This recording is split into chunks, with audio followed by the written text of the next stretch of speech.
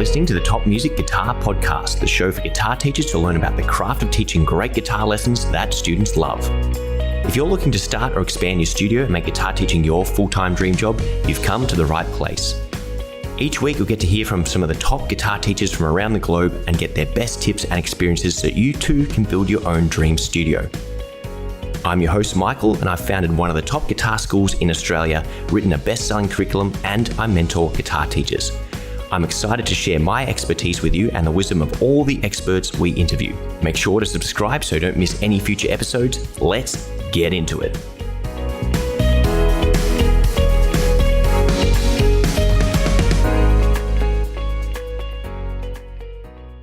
Hello and welcome to another episode of the Top Music Guitar Teaching Podcast. Today I've got a very, very special guest, someone who is a long-time music teacher, a third-generation music teacher to be precise, but who has also ventured into creating his own online platform, which is helping hundreds, if not thousands of people, music teachers specifically, all around the world. So inviting to the podcast to share a wealth of knowledge on dozens of different topics, Eric Branner. It's great to finally have you on the podcast. Welcome, Eric. Oh, thank you so much for having me. It's great to be here. It's absolutely fantastic to have you. So, Eric, you're someone I've seen plenty of online, but haven't met you formally until about 10 minutes ago, and we've already hit it off great. So let's keep that rolling with the podcast. Now, I always see you always got a great big smile on your face. You're always offering really, really good advice for people. And it's awesome to see how you're positively contributing to the guitar teaching society and, music teachers in general. Is this sort of personality something you've developed naturally, or is it something you put effort into, becoming this kind of person as an entrepreneur? Wow, well, that's a great question. I don't think anybody's ever asked before, but so thanks. I think that there's a combination in that I really enjoy the work. I am a deeply, profoundly grateful person for the profession of teaching music. It's kind of what saved my life growing up. I watched my grandfather doing it and watched him build an amazing community around teaching music over the 40 years that I saw him do it. And so it's something I really believe in, and it's something I feel like has gone through a real renaissance in the last decade, right? Whereas people have become more and more connected to devices, people have really sought out connection, a lot of it through music, right? And learning music and mastering a topic and connecting with people and communicating. So yeah, it's something I really enjoy authentically. And yeah, and the flip side of it is that, it's running a startup and a tech company is intense, and you kind of have to stay positive because every day there's all these massive ups and downs that come with it. I'm sure just like anybody else. And I've kind of adopted my mom's has a very positive outlook. And that's kind of become my way of both coping and navigating through the day-to-day of doing this type of work. Yeah. And one thing I've noticed, not that I have a huge team of staff, but generally as music teachers or musicians, we're more generally art focused. But when we get into a business sense, we can be really out of our depth, just managing ourselves or managing one other person and admin, but let alone having a whole tech team behind us and customer service and a whole bunch of other things. So maybe for the listeners who don't know as much about you, give us a brief overview of your story so far and how you've gone from a guitar teacher to a tech startup guy and built your platform, Fons. Sure. Yeah. So my background is, like I said before, I'm a musician, a guitar player. I was a classical guitar player was my real big thing. That's what I studied in school, but I really loved all styles. And I live here in Seattle, Washington, and I opened up a music school here. My wife's an actor, and we ran that for a long time together and just had a great life, where we figured out how to make a great living doing it. I also have a business background. My dad was a serial entrepreneur, and I really picked that up from him as well. So those two things merged for me, where I really was passionate about building a really great business out of doing music, and teaching was at the heart of it. And about 7 years ago, being in Seattle, being in a tech hub, I was kind of seeking something different from the universe. I was thinking maybe I'd go back and get a master's. I was thinking about law school or getting an MBA. And I had an opportunity to start Fons, which Fons means wellspring of knowledge in Latin. And Fons is basically the initial conception of it was to automate all the stuff that we did in running my music school. and to create an app around that would basically, the goal of it's to get rid of invoicing, automate all the payments, and just make a sleek way of doing what I was doing then. And I was very fortunate to come across a major tech leader in the community, kind of a household name in Silicon Valley, and was mentored more or less and invested in and was able to put together a team and learn how to build a technology company. And I've been doing that ever since and still teaching too. But my kind of goal and my reason to be is much like you has been elevating that profession of teaching music to where other people are doing, because I see the value in it and how important it is, and helping people earn better livings. And I do it through building a technology platform for them to run their businesses on. Yeah, fantastic. And obviously, every big breakthrough that I've had has been sort of promoted by having some coaching or finding out knowledge from someone who has it or has done what I wanted to do. So how essential was having, mentoring or some coaching along various steps of your journey? Oh my gosh. It was huge because, I remember going to, when we first started, the initial concept was I knew nothing about technology. And I'd be in these rooms with engineers, designers, developers, and they'd basically saying they were trying to interview me to see how we were going to do this. And I'd say, hey, this is what we want to do. And they'd be like, that's not what you mean. So they sent me out on this, research mission to talk with other people because I thought I knew it all, right? And then quickly I realized I didn't. And then I just kind of, my mantra for the first few years was like, I can play a Bach fugue on the guitar. I can do that. I can figure out how to run this thing, right? And, I just really kind of learned how to swim, but had the greatest kind of mentorship that knew how many mistakes to let me make before stopping me, right? And I was surrounded with a really great team of people that were constantly doing that were investing in me over the long term and wanted to see this vision come to fruition, but also knew when to put the brakes on. And they're like, that's too big of a mistake. You can't do that, right? So I was very grateful, and it can't be done, at least not without huge repercussions. I think we both agree on this too, is the value of great coaching, of great mentorship, of great people to learn from. It's really wonder, because a book doesn't always do it, right? Because if we're doing something new, there are specific things that people with expertise need to help guide us, right, and help navigate us. So that was my experience, and it was awesome. Yeah, it sounds like it was lots of fun and a very interesting concept that they let you make enough mistakes before stepping in. I think that's something we teachers can learn from. And just reflecting my old practice and coaching some of the other teachers is not trying to jump on every single mistake the minute it happens, and just observing and letting the student run their course and giving them the opportunity to, one, identify their own mistakes, but two, not be trying to fix so many things at the same time that, nothing gets solved, or they focus on the little things rather than the important things. So did you ever learn your own measurement or way of, okay, I made a mistake, better not do that one again? Or are you still in this process of just trying to figure it out like many of us are? I think in this moment, it's changing because we have different levels as the organization grows and there's more people involved, there's more investors involved.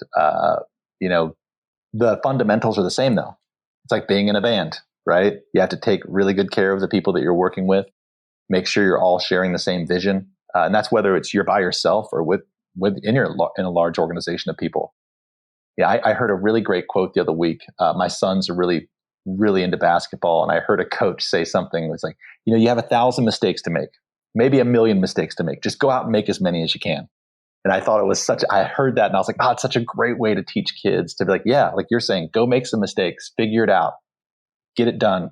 And with keeping a goal in mind, right, of where you want to get. And that applies to our musicianship, our teaching, our businesses. And those things are they're so intertwined. And that's the big thing that I found is I am feeling creative joy from building a company because it's a similar thing. You're bringing something into reality, just like playing guitar, right? It scratches that same itch. And musicians are good at it. We didn't learn that acumen growing up, but we can really figure it out, right? And we can thrive in that environment because we're creative, which so many people in business aren't. So it's a great advantage, actually, I think, over time for anybody that's thinking about starting something new. Yeah, and I think on the back of the the last 2 years that we've had with the lockdowns and things, a lot of people have great ideas they want to do, but very few people execute. So maybe a little bit off topic here, but out of all the great ideas you have, how do you know which ones to pursue and which ones to leave?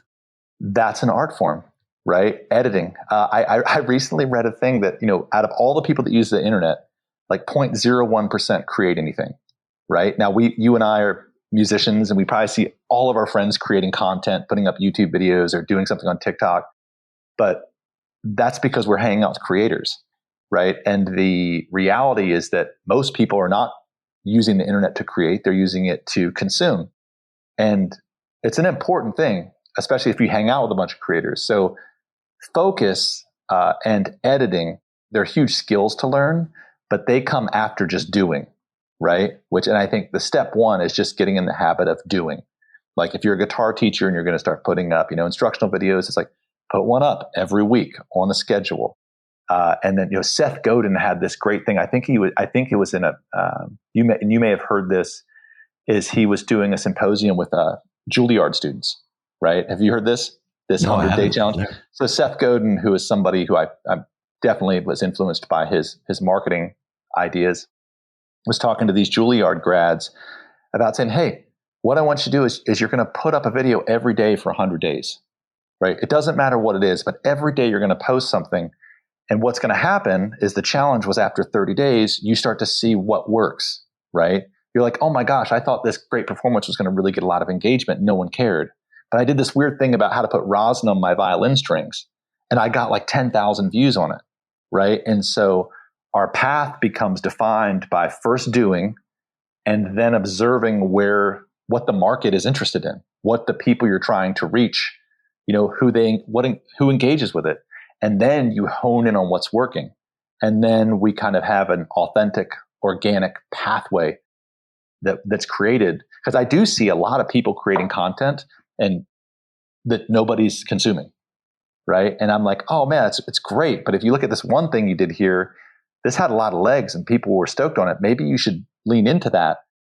And I'm sure you've seen it some too, where people will blog and consistently do it over time, but not really pay attention to how the audience is reacting, whether it's a distribution problem or whether it's just content that people aren't needing at the moment, right? And that happens, right? There's lots of things. So I think to answer your question, it's doing, observing, editing, and then hyper-focusing, right?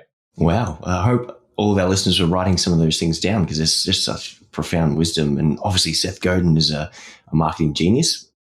And I love lots of his concepts, but that whole 100 idea thing, because I see so many people, particularly with social media, they're just doing it in the hope that they'll get bigger. And some of my listeners have heard me say, like, I think if you use social media to market yourself, it's really good. But if you get into the trap of consuming or just producing content without measuring it or checking back, like what you're saying, you're basically just throwing it at the wall and seeing what sticks. And I think so many people waste so much time and potential, even to the point where, we go, okay, I'm going to make a YouTube channel, but does YouTube really need another video on the pentatonic scale or something like that? Like, don't we have enough of those? So, I think what you've suggested there is something that even our listeners could take on their own little challenge of just trying to do 100 days there, and that important thing of reflecting and editing. Yes. Now, let's talk a little bit more about Fons, because I know not so much for the sake of promoting the platform, although from what I've seen, it's absolutely amazing. What I've read on your website as I was doing a bit of research was this really profound quote that stuck out to me: your dream job shouldn't come with a catch. And that just, hit me in the chest, that so many of our listeners, guitar teachers, music teachers the world over, they get into business teaching guitar, not generally as their main focus, but they have a skill for playing and they need an income, and music doesn't always provide the most solid of incomes, as we all know. So teaching's an afterthought, and it's often something that we don't put our whole heart or effort into. And then, we don't give the best for our students. But some of us who do want to go that extra step and get more business savvy and build up our knowledge and our skills in those areas, we often end up with what's called the golden handcuffs, where, all of a sudden now we've gone from this little side hustle to this thing that consumes our whole life. So from your experience working with so many music teachers and other kinds of business owners, service business owners, what mistakes do you see guitar teachers, music teachers making on the business side of things? Well, that's a great question. I don't know if it's so much as mistakes or what I see a lot when I first, and I'm sure you see this too, is the one fundamental I always come back to is that my studio never, I was getting ready to leave guitar teaching in 2006 when my first daughter was born, right? When I was about to have a child, because I was like, I have to get a real job now. And studio's going great, but I just can't keep doing this. And a client of mine, a mentor, said, you have to double your rates, and it just, no one's going to care, man. You're in Seattle, like just do it. And so I doubled my rates, and not only did none of my clients care, and I was making a really great living, but I had a huge waiting list that I carried from then on. And that moment was very fundamental in my, realizing like, wait, this is a great career. Like I love doing it. And I was like feeling sorry for myself, like, oh, I'm a starving musician. When suddenly all I did is, and the realization is that our clients we serve are generally professional, right? They make good money. They want what's best for themselves or their children. They think of money different than I did as a guitar player coming up, right? And even though I came from an entrepreneurial family, I didn't internalize that. And the moment that I did, all that was marketing. I was making twice as much money, and I had a waiting list 30 people deep. And then I started trying to find the glass ceiling of where my, what I could charge to do what I loved was. And all that did was grew my waiting list, and allowed me to do better work, allowed me to buy a house and raise my family and be very grateful for that, and be like, oh my gosh, I'm not working at Starbucks. I didn't have to go off, and I was so happy for it. So I think that it's really a high level thing that especially now, if you're a musician and you're willing to give that back, it's kind of our duty, because the world's messed up, right? And be like, oh my gosh, I can give your family something beautiful that will help your child navigate their teenage years and become happy. That's my value proposition, is that my teenagers, they start studying with me in elementary school. We have an amazing relationship. I give them a safe place to grow up and play music with other people. They go off to college and they have great lives and become friends.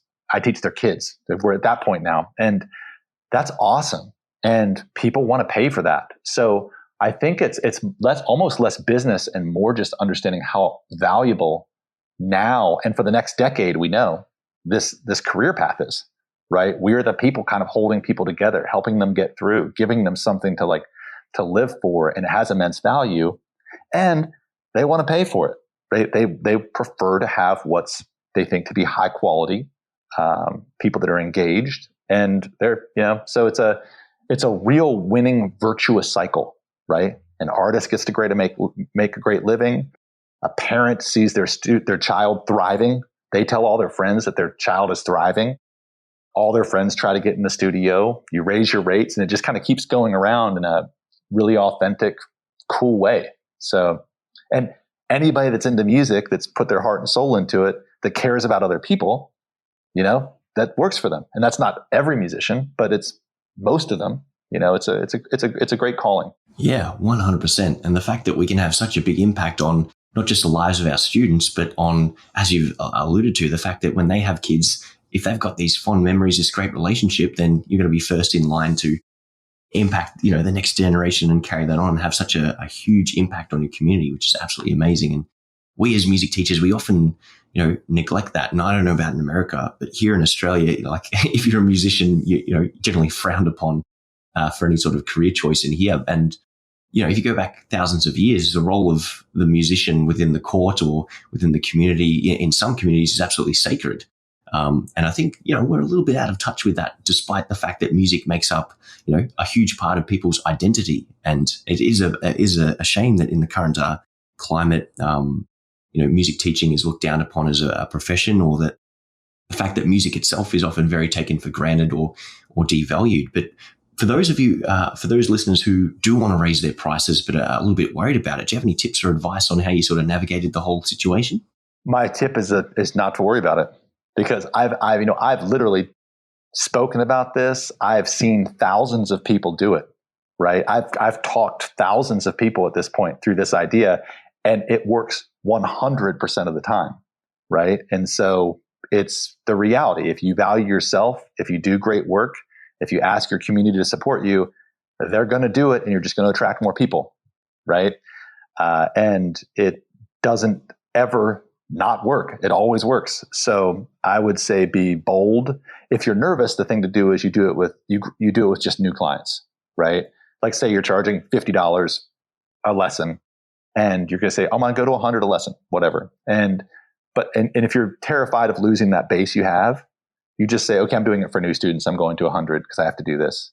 And I've thought, and then what will happen is you start getting new clients. And you tell the first client, you say, oh my gosh, my lessons, you get all nervous, you sweat a little bit, you say it's going to be 100. And they just go, okay. And you're like, oh my gosh, are you kidding? That was easy. And then before you know it, it irons itself out and you just keep working to a place that you're comfortable, a place that you're happy. And the happier you are, the more clients you're going to get. It's just that simple. That's it. And when you go from, I guess so many people are frustrated with the teaching profession because they're not making enough money. So it's always this source of frustration for them, or they feel like they're undervalued themselves, or the simple fact that when they legitimately are failing to provide for themselves and their families, then you do have to go out and get a real job, as you've said. But teaching, if you set your business up properly, if you value yourself, if you charge the right money, it can be very financially rewarding. And the whole premise of the six-figure program is it's actually very, very easy to make six figures. Teaching guitar, just so many people are unaware of it, or have never taken the time to do the numbers and actually go, oh, you know what? This is actually a very viable career path. And I don't actually have to work for $40,000 to $60,000 a year in a, quote, again, real job, when you can actually live quite well and provide for your family. And in my opinion, give much better quality lessons when you are in a much more comfortable position in life. Absolutely. Yeah. And that was for me, that was my moment, is when I broke that six-figure window. I was like, wait a second, my life's awesome. I'm like working like 35 hours a week doing something I absolutely love, and I'm comfortable.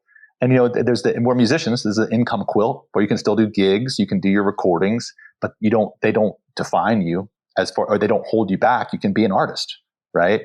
My wife's an actor. She could still do her industrial gigs, and, teaching is the path to be able to do that. And once you do, you can take a deep breath. You can buy a house, whatever, get health insurance, do whatever the things that have been stressing you out. And it's just a path forward, to that, especially now is we have a lot of data that we are collecting and analyzing and sharing with other firms. And we know that for the next decade, music teachers, academic tutors, anyone that's directly impacting people in a real fundamental way, it's ramping quickly, right? How they're being respected in society, how they're being paid, how their career paths are going. I mean, it's a really interesting time. And we've been seeing, it's been happening for 5 years, and the trend has not, right through the pandemic, it sure didn't slow down. Like, it took everybody about a week to get online, and now everybody's just comfortable teaching online. It's just been a really interesting time, because we're starving for what we're doing right now, communicating with people, right? And what better way to learn it than teaching people music? Yeah. And it goes back to what you said earlier. If you can provide that communication, if you can have that impact on people's lives, then that makes all the difference in the world to them, and then everyone in their immediate, area and relationships. And the fact that the lockdowns highlighted how lonely and disconnected so many people were, and provided the solution that now you can teach anyone anywhere in the world, any time of the day. And, the trend is going to come up as long as you can communicate, provide value, have that impact on someone's life. It's a huge game changer. And, the next couple of years should be very, very exciting indeed. Yeah. And it's okay. Well, the great thing about it is you can be yourself. You can be like an eccentric jazz player, wear a beret or whatever, and have a studio full of like old Fender amps, and people will find you and really want to work with you. Right. And, whatever your style is, or whatever the thing you want to do, those niches are all there. There's plenty of people, and my deal, I'm a mostly one-on-one teacher. And then I do a lot of groups where I get kids together and play or do bands or things of that nature, or take them on events. But I was very aware of the fact that, like, wait, the LTV, or the lifetime value of a single student, can be like $10,000 to $20,000, right? And if you have someone, and they're showing up every week, right? If you give to a student, they're not going to leave. Generally my students come with me around 5th grade and stay with me through high school. Through the pandemic, most of my students didn't want to quit when they went to college, which was very weird, because a lot of them were home. I wasn't prepared for that, and I had to figure that out, because then I didn't have that natural cycle that I normally have of students going to college and matriculating and us becoming friends. half of them just wanted to keep studying, right? So although things are shifting, it's really easy to be in the moment and to react to what's going on right now if you come from a place of just being yourself and respecting yourself and trying to do great work. That's awesome. And that's something I think, a lot of teachers fear is the fact that end of high school kind of deadline of we're only working up to this time. So the fact that you are having students come back from that is just a great testament to the relationship that you build and the caliber of the lesson that you're delivering. Thanks. Yeah, it's a great gig. I mean, I'm especially like, I'm so glad to be here because I love guitar, and I'm one of those people that like guitar was when I was a kid. My grandfather was a concert classical pianist, and I had to play piano for 3 years before I could get a guitar. And it was like I was sitting in a recital with my grandfather there, and I knew I didn't like piano. I knew that I wasn't good at it, and I just didn't play my recital. And I was like, screw it, I'm done. I won't play anything. And I just kind of moped, and I was like, and then I finally got a guitar when I was 13. And the guitar was kind of that was my lifesaver, right? That was my social currency. Playing in bands was how I made friends. It gave me so much. And I just continued. I loved it through the rock and the shred phase. And then classical was like what really challenged my mind, allowed me to, travel and meet new people. So there's just so many great things you can do with it. And, the guitar teacher is just I'm sure you've had rad guitar teachers too, where they're transformative. They're a big part of your life. Yeah, 100%. And, I've probably had more guitar teachers than anyone or anyone in a similar position. We've all got the same one where we're always trying to find that one person who can help us get to the next level or even just going, okay, now I need to learn this from over here. So being able to learn from a bunch of teachers, you figure out that, some are they're all generally great players, but some are better teachers than others. And some just either know exactly what you need or can deliver the content in a way that just makes total sense, and they help you have that impact. And that's kind of, why we have Top Music generally, is because we want to help our listeners and other guitar teachers and music teachers all around the world have more of an impact on their students, make more money, live more fulfilling lives, and do better for their students. So that, I just hate to think how many Jimi Hendrixes and Eddie Van Halens and Pat Martinos, or it doesn't matter who the player is, but how many musicians we've missed because they were stuck in piano lessons like you say yourself was, and then you end up going, oh, no, this isn't for me, I don't like it. Well, they had a bad teacher who was just like, you got to sight read, you got to sight read, you got to sight read, and then, all of a sudden they're not interested anymore. So that's what we're trying to do here at Top Music. And again, we want to connect with teachers like yourself who just seem like they're doing just wonderful things in their own little space there and helping their students. So I think we're on the right track from everything we've discussed so far. Awesome. Now, I do want to ask about your music school, because you've alluded to the fact that you still teach a bit. You're obviously juggling this huge, tech company, which is really, really taking off, and we'll definitely dive a bit deeper into that. But so what does your personal teaching and your music school business look like at the moment? Well, right now it's really tough because I am very busy with work. And for me, teaching music right now it's a passion, and so I have about 10 or 12 students I'm currently teaching. Down, I used to teach about 50 that I'd see regularly, and it's been distilled down to people that I'm just wild about seeing. Like, so every time I go out, I'm into my studio to teach, I'm amped, right? These are people that I'm really close with. I've known a long time. I'm generally really close to their family. So teaching for me has a different relationship right now than it used to, and that and it wasn't until there's two really interesting things that occurred to me is, when I started, I was ready to do something different because I was teaching 50 students a week, making a great living. But I mean, after like 15 years of that, you start to burn out. And I was like, I need to use my mind in a different way. And when I started Fons, as soon as Fons launched, I was our very first customer. I'll always be our longest running customer because I was the first person on the platform. And interesting, my wife stopped running the studio like she used to, and it ran itself. So it was like proof of concept. Oh, this thing can run the business side of a teaching business, which is awesome. As soon as we launched, and I didn't have any of the business things to deal with anymore. There was no more invoicing. Like, with the whole premise of Fons is you don't talk about money. It's like you set them up. It's like an Uber for music teachers, whatever your arrangement is. You never have to ask a kid for a check or for payment. I immediately missed teaching and realized how much I love teaching. And so I kept doing it. And I didn't plan on keeping teaching, but it just kind of kept happening. And I was like, wow, this is so cool. Business is running itself. I'm always going to have a steady stream of students coming in because I've been teaching in Seattle forever, right? And I'm kind of really from it's all word of mouth, and my phone's always going to ring. So it's been a source of great joy.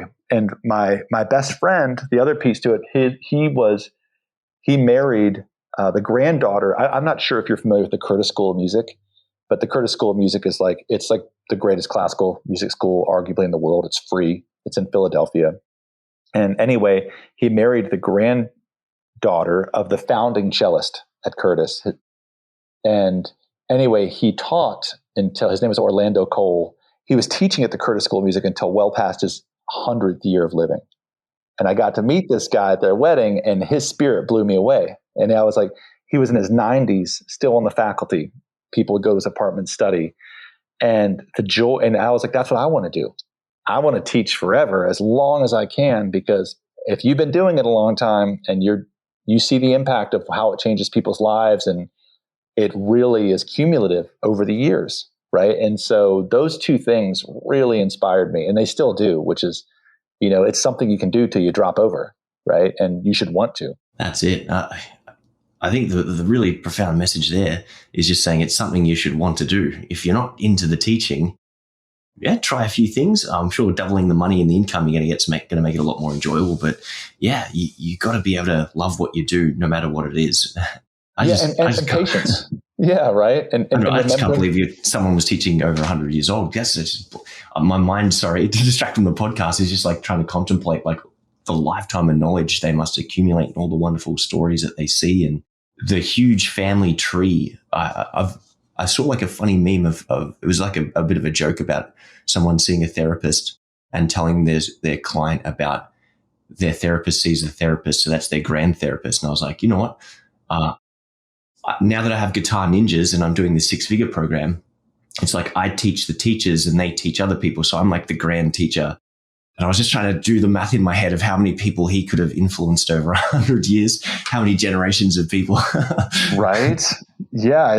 And the audience that they reached, that their students reached. And yeah, it's really awesome. And I think that's something that, again, as teachers, you often overlook the impact that you can have on just one single person. Because if that one person, we all want them to grow up to be rock stars. That's like our the ideal teaching client is you get this one person who's an absolute shredlord. They love it.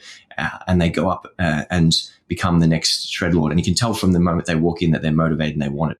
But they're kind of like the easy students to teach. Like, it doesn't matter if it was you or anyone else, they probably would have gotten there or gotten really close. But it's when you take someone who, wasn't super into it or wasn't super motivated, and then over a couple of years, they grew that love and appreciation, and you nurtured them just like a little plant and grew them into something amazing. Whether that was a professional musician or someone who just had a great hobby they can now use for the next 80 years of their life.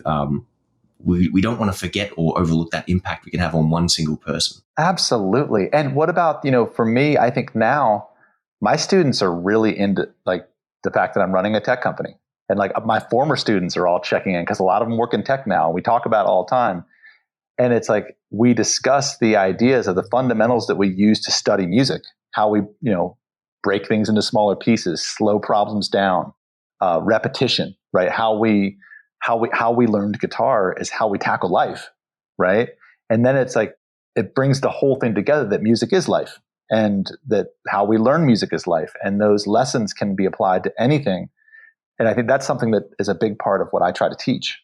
Was that because I know that everyone's not going to be a professional musician, and that's not my thing anyway, right? If you wanted to be a professional, session guitar player, there's probably players that are better suited to teach a level or to teach that style of player, and I refer them or co-teach.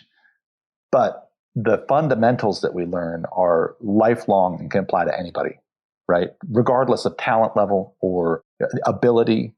I've had some of my best students haven't become incredible players, but they've become good players, and they've done really great things with the skills they learned by struggling to become a good player. Right. So I'm sure you see that too over time. Yeah, 100%. And sometimes it's just about having a student hang on for 5 years, and then all of a sudden they find that right spark of motivation, and then bang, they just take off. And yeah, some people it happens straight away. Some people are a bit of a slow burner, but eventually if anyone sticks with it long enough, they're going to get it and they're going to get good. It's just I think you just made the best point of the day. Yeah. That is it. When it clicks, right? That's a great point. And that's a concept I explained to all my students, borrowed from Seth Godin. I think he's got a topic called the dip. And I often say, hey guys, I draw this little thing up on the board and go, this is when you start guitar, and this is after a couple of months when the enthusiasm potentially wanes off, and then you get good. You don't want to quit at this point. You don't want to give up at this point. We're just here for the ride. And I explain this to the parents saying, yeah, he's coming in at 5 years old, or he's coming up at 7 or 10 or whatever. I say normally it's around about 13, particularly with the guys, for whatever reason, the testosterone kicks in, and there's a few other factors other than just the music that gets them interested in playing guitar. But if you can just get them loving it and enjoying it up until this point, then they're going to take off. And even with the girls, this is going to be around about those teenage years when the personal influence of music, when music starts becoming part of their identity, that is when they start really sticking to it and picking it up. But if you've just had some passive practice up to that point where they're just being coasting, that's where all that naturally builds a solid foundation for them just to launch from. So, and again, it shouldn't be a rush. I say to my students, hey, we can take the scenic route or the fast lane. It's completely up to you. And at different stages of the journey, we might want to change lanes. So it's completely up to you. We just want to make sure that you're having fun from week to week. If you are frustrated, just communicate that to us and we can come up with a better way of going about solving the problem. But yeah, the only time you ever fail at guitar is when you give up, or you give up completely. And there's nothing wrong with having breaks from time to time when you're frustrated. Sometimes you need that new perspective. But to anyone listening, your students, you just got to communicate that idea of the dip of don't give up at this point. Just persevere a little bit more, and before you know it, you'll bounce back. And every bit of hard work you put in now is going to pay dividends later on. Gosh, those are awesome things you just said. I love the idea about the lanes, and you can switch whenever you want, and taking a break. People can take breaks too if they want to. They often won't. Sometimes it's just a week of coming in and talking about life. That's going to happen as the job of a guitar teacher, right? Is sometimes you're going to have a lesson where there's not a whole lot of guitar happening, right? That's part of the deal. And I've had students come in before and say, my mom knows that we're not going to play guitar today. And then they'll unload on something about that could be music related or school related. And I'm like, okay, that's cool, man. I'm here. It's good. So it is a great journey. That's it. We got to have multiple hats as music teachers. So sometimes it's got to be the therapist hat. And I think a really early influence on me, or a great early mentor for me with my guitar teaching was a guy called Kevin, who is a psychologist that teaches guitar, and he's got 30-year retention on some of his clients because his lessons are, obviously a mix of therapy and learning how to play guitar, which is quite an interesting combination there. Not that I think he intentionally sets it up to be perceived that way, but obviously you're there for your students and they confide in you things that are absolutely wonderful. And the fact that you can build these relationships and build this trust, sometimes you just got to go, put away or put aside any expectations of we're here to play guitar today and just give the student what they need in that moment. And sometimes that's going to be counsel. Sometimes that's going to be advice. Sometimes it's just listening and not saying anything and, moving forward from there. It's a very, very interesting, unique position we have as guitar teachers. Yeah. And I think it's good to, I don't think I've ever discussed this anywhere before, but I think it's important because you're talking about encouraging people to teach, and especially musicians that maybe don't feel inclined to teach, because it's a process, because we carry a lot of emotional baggage from our life of being musicians, maybe living in a small mindset of people saying, maybe not giving you the respect you feel like you deserve, right? Or being like, oh, you're a musician. These voices that go in our head that belittle us, that we carry, that whether they're on us, it's our mind that makes them. Is that and everything we've talked about, both of us all day, has been about shifting the focus to caring about that person you're being with in an authentic way, right? Whatever it is, I'm going to hang in with you while you figure it out till the spark flies. I'm going to help you get a program to make you freaking shredding, right? So you can be, the top jazz player in your town, whatever that thing is, win a guitar competition, whatever it is you want to do. It's anytime a human being can take the focus away from, because being a musician is somewhat selfish, right? We do it because we want to be cool. That's why I did it when I was 13, right? And you shift that into, and some of us are successful at it. It worked great. But shifting the focus into other people feeling successful is much more gratifying, right? And if you can force yourself to practice that, it takes hold, and then your life gets this meaning of helping other people live awesome lives through the thing that made your life awesome. I think that's the thing that makes us want to do it till we're 100. So all those things both of us mentioned, they all fall under that category. right? Which is putting your ego aside and caring for people. Yeah. And to add on to that, I think the greatest set of satisfaction, every guitar lesson I had when I was younger was magical. Just that the first moment I remember to this day, I came into my lesson and my guitar teacher had the sheet music to Panama by Van Halen waiting for me. And I was like grinning ear to ear. That was like that. The feeling I got from that was amazing. And to be able to transfer that same feeling to other people, to share that passion, to ignite that little spark and, and work out what makes each student tick and then give them that and create those same experiences. Yeah, that kind of what gets me going or, fuels me is wanting to share that same sort of passion. And yeah, you can definitely still do music teaching for selfish reasons. Sometimes it's as simple as you need a job and you need money to come in for funding a tour.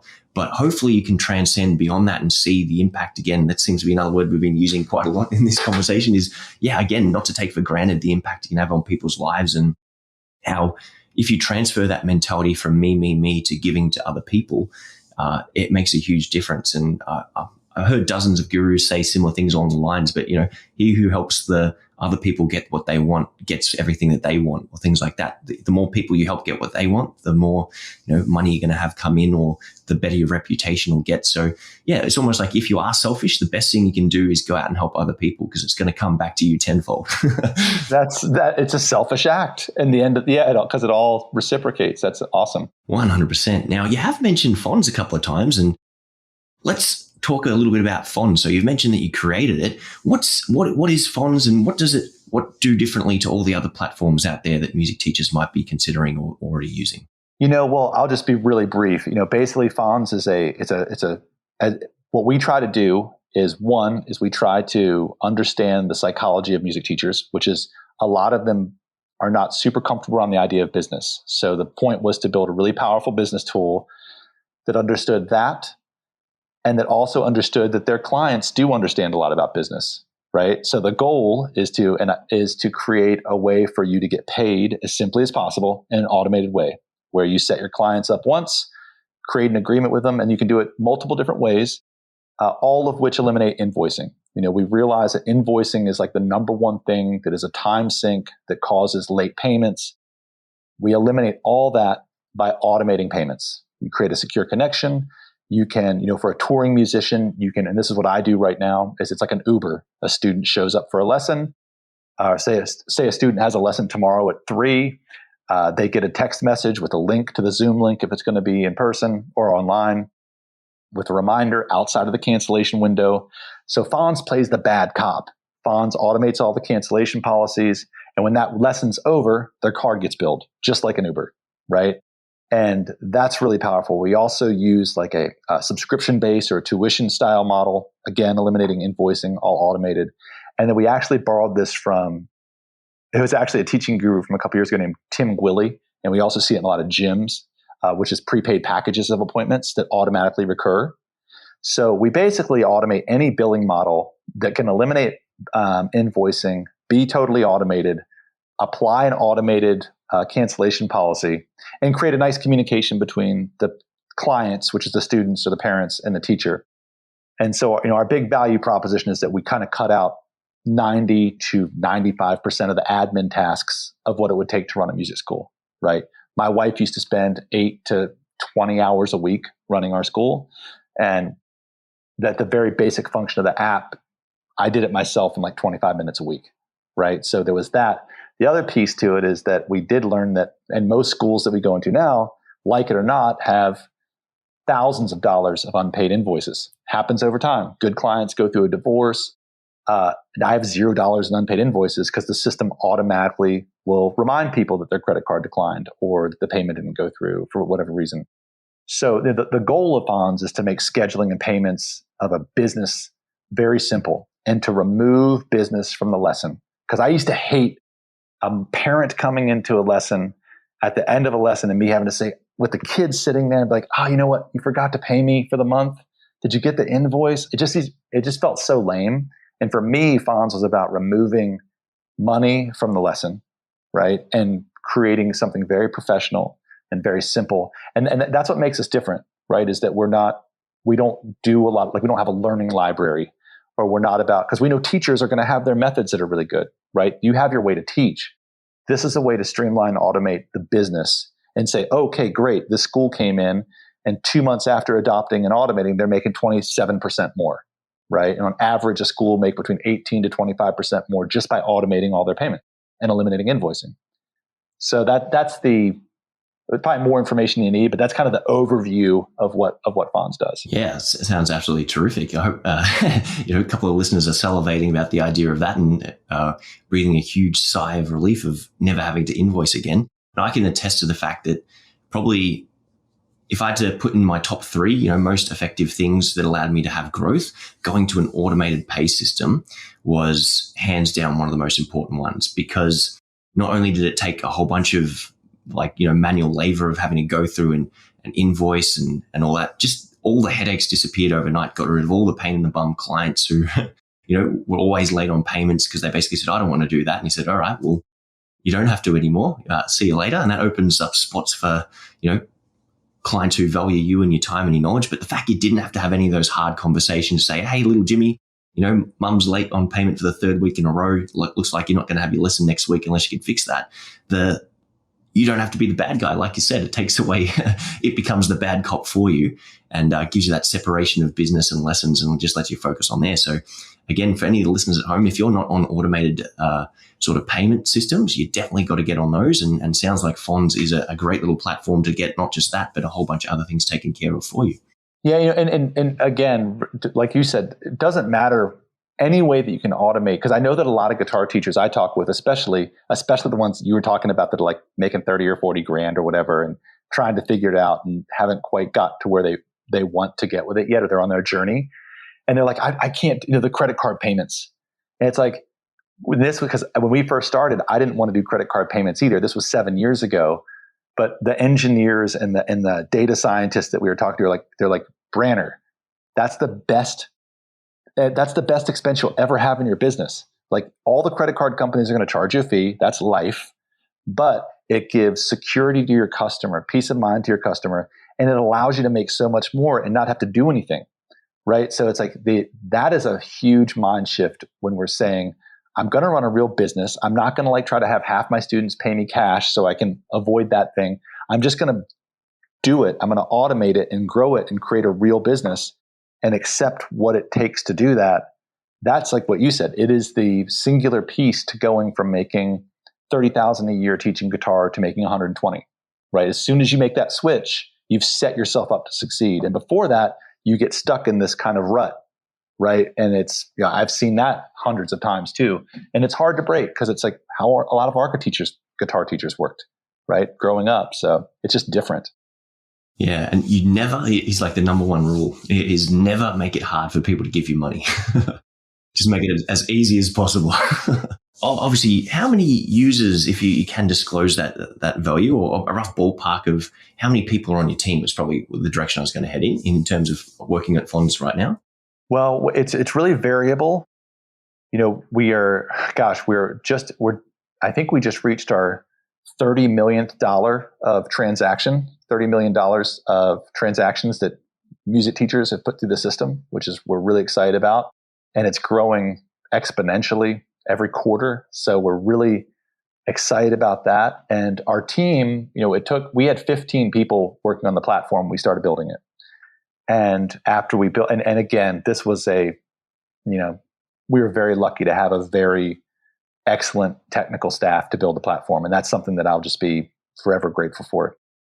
To where it was built, to where then we were able to have a much smaller team to maintain it and to continue to improve it. And then we were able to put all of our focus into a customer success team and a marketing team. And that's basically, again, a Seth Godin thing, is that most of our marketing comes from investing in taking care of our customers, just the same way that I was with teaching, right? So we have a live team that will help give demos, help people get onboarded. And that's an investment we've made that's been, instead of doing Facebook ads, we try to support our customers and hope they are delighted and tell other people about it. So that's been a really great strategy. Yeah. And speaking of supporting your customers, I noticed, or at least how I got discovered, either someone referred me or someone invited me to your community group, which is somewhere where there was a whole bunch of music teachers like myself asking music teacher problems and getting really, really awesome advice completely free. So do you want to tell us about how you went about building that kind of community through your Facebook group? Yeah, we Fons family started out as a way for us to get feedback and user feedback. When you first launch any product or music school or anything, you're out there and you're hoofing it. You're trying to get a handful of customers to give you a shot. And that's what I did for the first year. I just cold calling, asking people if they'd try it. And then I was fortunate to get some really influential artists on the platform. And then they helped us inform it. And then their friends would join this group. And we have we build our group very judiciously, as far as people that are really serious about doing great work and contributing and helping. And it's just been awesome because, that's basically what's steering the ship for how we build the platform now. Is people will say, I really need this. And we'll say, are you sure you need that? And then 10 people will be like, yeah, we need this. And they're like, okay, we'll go build it. So, and this can apply to a music school as well, which is just creating some way for your people to interact and to be heard and to share their victories and their losses and to collect that data and then build from it.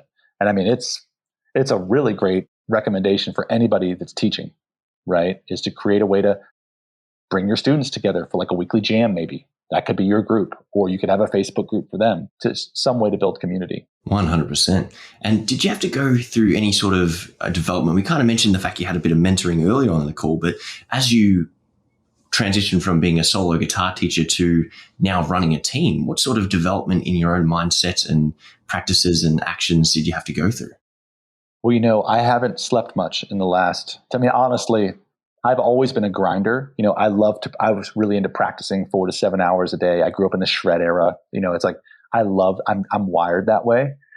And we started Fons. I came from such a place of ignorance that, I just basically read and reread every business book I could, watched every YouTube video on, tech startups and followed all those leaders.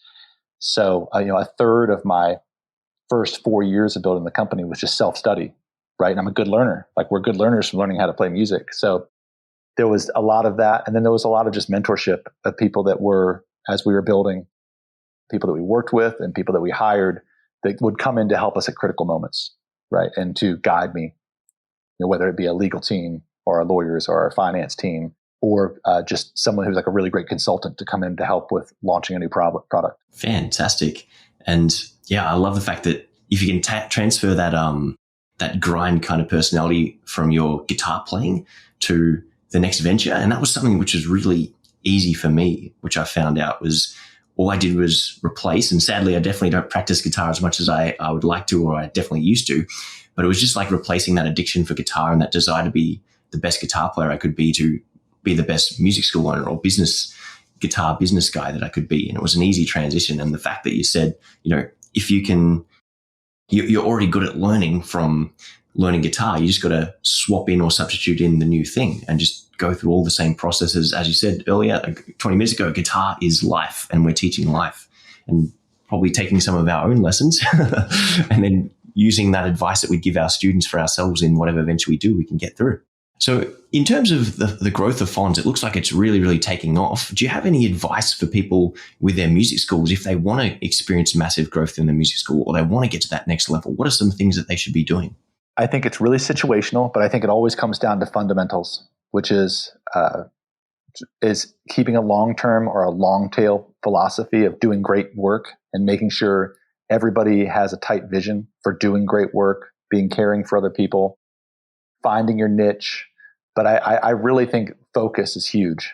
I mean, obviously, I honestly think if you want to compete with School of Rock or Guitar Center or whatever's in your neighborhood, doubling your rates is the best way to get your music school to take off. Like I see that working all over, at least in the United States. That is a strategy that works very well because people are preferring to go to a place where they think the teachers are paid better, where they assume the idea of perceived value, where they're paying more, so they're obviously getting a better service that's less franchisey and maybe more one-on-one, whatever that thing is. I mean, that's been a really good growth lever that I see in a lot of places, which is very simple, which is just having the courage to charge a little bit more, put a little and give a little bit more back to your students. But then it's just ultra focus. And so in any marketing scenario, we have channels, right? And you could say, okay, we're going to invest money in Facebook ads or Google ads. That's really tough. Google ads can be really good if you're trying to ramp quickly, and there are people that do them very well. But if you can ramp into, I would rather take, if I had to go to 300 students from the 10 students I'm teaching right now, I would definitely go into the core of my student base. I would invest in them. I would create programs for them to bring friends. I would, and I know that that's the best long-term way to get the kind of clients you want, right? Yeah, I have these great clients that are happy to pay me and tell all their friends about how great their child has done from working with me. I think that the long-term strategy of doing great work will actually get you there more quickly than doing like, oh my gosh, we're going to hire this Facebook ads person, right? Because I see some people doing okay with it, but I don't see people doing as well as they could as the people who are like you, who just freaking love it. And they're like, oh, cool. I'll do these group things. I've got this way to teach. I'm doing this. That works, right? It's because it's real. That's it. And there's so many things so many directions I want to go on the back of what you just said there. First of all, for the listeners, if you need help with the Facebook ads, shoot me a message, because on the back of the last 3 months, I've had over 100 leads in my ads, and I definitely want to give you some tips on that. But and this is personal experience, about 2 weeks ago, I saw that the Facebook ads had a personal coach that they give you to help, on board you, because they want you getting good results so that you spend more money with them. So I opted for that 2 weeks ago, and my ads absolutely tanked. I stopped doing, it was like I took the advice from Facebook on how to run the ads, and everything actually absolutely tanked. And on Sunday night, I went back to what I was doing, my own little formula, and it's bounced back kind of thing. So, and for those of you who aren't aware, there's kind of like, two schools of thought when it comes to advertising. There's like direct marketing, which is kind of like your Dan Kennedy, Frank Kern, all those kind of guys. And then there's kind of just like your corporate marketing, put it out there. If people know what it is, they'll make a decision for themselves. So yeah, the Facebook coaches were all like, just not direct response. I'm definitely a direct response fan. And it was very interesting. And just keeping in mind that if you're going through Facebook, even if you're going through Facebook, their metric of success is getting you more leads. If that's what you opt for, I want more leads. So they will get you more leads regardless of whether they're good quality or not. But I think that was just a little side note in there. If you need help with your Facebook ads, make sure you hit me up, because I can definitely help with that. And you don't want to be paying an agency that's getting a cut, an ongoing cut of something that can be set up once. And, I've definitely made that mistake before. And, big waste of money unnecessarily. But I like what you said about going, doubling your price is the best way to compete against these commoditized School of Rocks and Guitar Center kind of lessons. And one thing that I want to clarify is there's a certain percentage of the market that will always go for the cheapest lesson. But there's also a certain percentage of the market that will always go for the most expensive lesson. And the vast majority of people are going to go somewhere in the middle. But one thing that definitely got me through lockdown was the fact that by being in the premium range, we're not the most expensive, but like my group lessons cost more than what most people's private lessons cost. The fact that all our clients were wealthy, were affluent, that had plenty of money, when there was lockdowns and no one was working, they were either working or they had plenty of money to sit on, so they didn't have to give up guitar lessons. So another case for increasing your rates and upping your prices is the fact that when you have wealthy clients, they're less affected by, recessions and pandemics and lockdowns, and they're less likely to have, the same personal circumstances go wrong, because they're in a better position of life to deal with them with the money that they have. Michael, that's exactly right. And I think it's good to piggyback off that to say, because people, the pushback I've gotten from this message, which is the same as yours, which is, well, that's really elitist, or that's like excluding people. And that's the furthest thing from the truth, because what it does is once you're making an awesome living and you've created an insulated, recession-proof business model, like 2008, when the United States housing market crashed and our economy went through that major issue, my business skyrocketed. That's when I blew up. That's when I had my best years and bought a house, because I had that insulation of the more affluent students. But I've also, because of that, I have time and energy that if people want to work with me, money's not a barrier. I can totally offer a reduced rate to people. I can create programs that are free or reduced. I actually do more giving back now than I was able to then, because I put my parachute on, right? And that's something for me that I think is important for people, because artists are so loving and caring that they'll often think, oh my gosh, I'm not taking rich people's money. I just want to help people that are in need. If you want to have people in need, create a business like you're saying, that's insulated, that is safe, that's protected. My wife and I call it the income quilt, right? We had 50 students, 50 families paying us every week. So if we lost 10%, something really bad happened, we lost 20%, we've lost 20% of our income. It's not like we got fired from a job. There's such an upside to creating a business model around what you're describing. Yeah, 100%. And it all just goes back to, put on your own oxygen mask or your parachute before you put on someone else's. And when you do get to that better position in life where you're a lot more comfortable, where you don't have to worry about money, that's where you do your best work. And it's 100% true. When you're in a position to give, you can make it count so much more for, when you're struggling for time or struggling for money, you're limited in what you can do. And yes, you can still help people. And sometimes it's almost seen as more noble, when the poor are leading the blind, or when you're giving what little you can have. But when you have more to give, you have more to give. That's like basically what it is. And that's not to diminish anyone else's ability to give, or, the means by which you can. But if you can scale your business to the point where you're helping more people who are paying you, then you've got more room for programs. A great little incentive that we're offering is the fact that you can do a roundup. So our lesson prices are like, or that previously were $197, $297, $397 kind of subscription packages. And we just say, hey, do you want to round up by $3? And every 10 people that do that, we sponsor someone for a free tuition from an underprivileged community. We got 300 students odd. That's potentially 30 people that we can fund for a free position in our school. So just off the back of everyone paying an extra $3.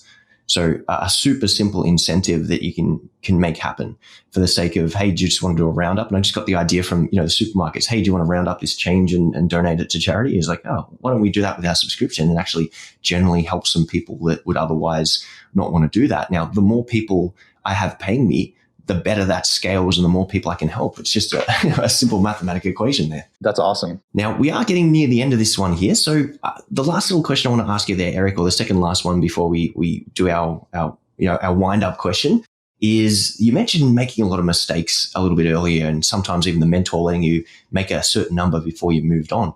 What were some of the bigger mistakes that you made, or not necessarily bigger ones, but the ones you learned the most from and could share with us and music teachers listening here? Wow, that's a really good question. Looking back, a lot of mistakes are actually, like, now that I look back at them, they were actually great learning moments. So a lot of them I would probably still do again. I think doing the hard things is something that we have to learn how to do as a business owner. You have to be able to let people go that aren't effective or that don't line with your vision, and that's very hard to do. You have to be able to move in a different direction. And some people cannot do that effectively, right? And I think that as a leader is your job. And I think it's one of the hardest jobs for someone that's heart-centered like an artist, which is to say, hey, it's time for us to part ways. And that's really tough. The other one, well, I'd say that's actually the main one, is making sure everyone in your team is in alignment with the people that work in your school. If you're teaching, are people that you believe in them and they believe in you. Because we've all seen the jaded music school teacher, right? Which is it's such a bummer. It's such a bad vibe, and you're responsible for that vibe. And so if the vibe is not right within your organization, it's on you. And so these are skills that you need to learn, and that's where a coach can really help. Is to take that rot and to remove it.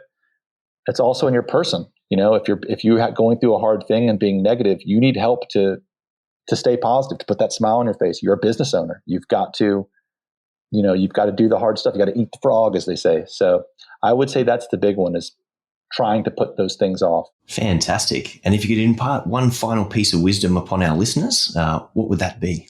I would say just to, do that idea, which is most people don't do. Right. So if you need help to do it, get someone to help you. But, if you've got a great idea rustling around your head and is to start doing, and because time goes quickly and results can come quickly over time, but it doesn't feel like it. So I think that's the thing is looking for an opportunity or having an idea and just forcing yourself into action mode, into trying something that's new or uncomfortable. Some really, really great advice there. And Eric, before we wind this one up, where can our listeners find out more about yourself, about Fons? How can they connect with you online after this meeting? The Fons family is our Facebook group, and everybody's welcome to join that. It's not specific to anyone using the platform or anything. It's just a business support group that's really focused on the business aspects of running our businesses, and anyone's welcome to check that out. I'm Eric Branner on Twitter. I really like Twitter a lot, so I'm on Twitter quite a bit. As far as doing business stuff, that's a place I like to talk about the business side of music. And Fons.com. Fantastic. So listeners, make sure you write down those numbers. We'll put all those links out with the podcast and host it on our website. Eric, on behalf of the Top Music Guitar community, I wanted to thank you so much for your time today and for coming on here and finally connecting. I've had an absolute blast having this conversation with you, and we'll look forward to our next catch up whenever that is. And you're such a wealth of knowledge. And guys, definitely join that Fons community group. If you've learned a lot from Eric today, he gives out tons of gold nuggets. He just drops them here, there, and everywhere in his little private community group. And there's a ton of other great teachers sharing similar advice. And, it's such a great place in terms of birds of a feather flock together. All the music teachers with the same sort of problems, the same sort of dreams and ambitions are coming together in this one little place. And, it's a great community to be a part of. So, Eric, congratulations on building such a wonderful business in Fons, on such an awesome community around that, which may even be the bigger victory is the fact that you've got all those happy customers, whether it's customers or your guitar students. And I appreciate your time today on the Top Music Podcast. Thank you so much. Next time we can get together with a couple guitars, I'd like to play with you sometime. So I appreciate you. This is awesome. 100%. Well, hopefully, I think I'm coming to America towards the end of the year. So I'm definitely going to hit up a tour of a few places. But thanks once again, Eric. And for all our listeners at home, thanks for tuning in. Please make sure you like, you subscribe, you follow us on social media. And if you've got a guest that you want to recommend that we should check out, someone doing amazing things in the music teaching space, then we'd love to hear from them. Send me a recommendation, michael@topmusic.co. And guys, we'll see you in the next exciting episode. Thanks so much.